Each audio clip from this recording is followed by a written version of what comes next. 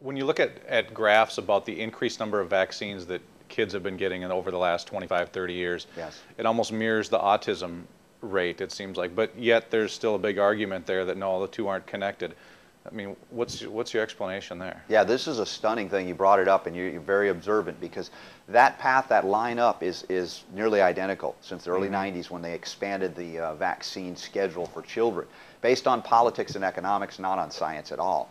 And yes, the autism and the autism spectrum has exploded since then. Now, they still will claim that, oh, well, it's just our diagnostic techniques have gotten so much better, right? It was always here. And I'm asking you, if you're 40 or 45 or 50 or 60 or 65, look around to your peer group. Tell me, where are all the autistic adults that they now can suddenly identify because their diagnostic tools and techniques have improved? They're not there.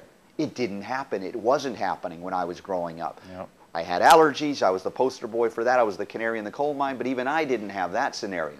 But we have explosions in all kinds of neurological deficit issues, attention deficit, things that even preceded that to some degree, but exploded in the 90s and ever since then. So if the kids have been born since about 91, you'll see that we're reaching a new transition of kids becoming adults that are not fully functional.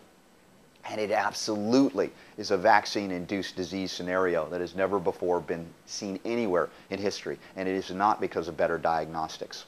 What happens down the road when now all these kids become adults and you know, the snowball effect there, that we have to have more health care for the kids now, that the autistic kids have now become adults, and so on and so on? Well, honestly, I really feel for these families. I attended Autism One conference last year. I'm scheduled again this year. And I saw the real face of these families that were impacted by having vaccine-damaged children, and it tears your heart to watch what these people are going through. And there are a lot of good docs, and I work with on my radio show as well, and we work with ways to undo some of this damage. But the medical establishment is not prepared to deal with this, and the politics involved and the economics involved are such that even the autism groups have been corrupted, co-opted in ways that they're all fighting amongst each other.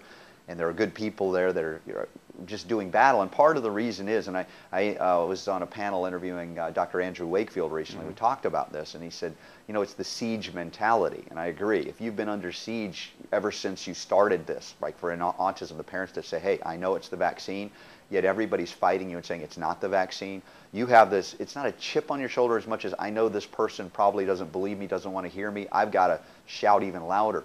And so you can sometimes take that emotion with you, even within the groups that should be coalesced and coming together to say, hey, you guys caused this, you're on the hook for this. But there's not enough money in the world to fulfill the needs that these kids are going to have if they are not undone. In fact, if the damage is not undone holistically, even by physicians that understand this. Like on my show, I do Advanced Medicine Mondays with Dr. Rashid Bhattar. He's been one of the most innovative physicians because of his own son and the vaccine damage that happened to bring him into the autism spectrum. And Dr. Bhattar found a way to detox him and get him out of that, and has helped so many since then. But there are other physicians that are utilizing these techniques and undoing the damage without government interference. It's not the most or least expensive thing to do, but it's certainly a lot less expensive than ignoring it and pretending it'll go away. And we're in a whole heap of trouble economically in this country if we think we're going to be able to print enough Federal Reserve notes. Even Ben Bernanke can't print enough to undo this damage until we embrace true holistic principles of detoxification and rebuilding these kids' systems, because they've been just absolutely robbed of every essential element that will keep them functioning at a high level that can be restored, but the earlier the better.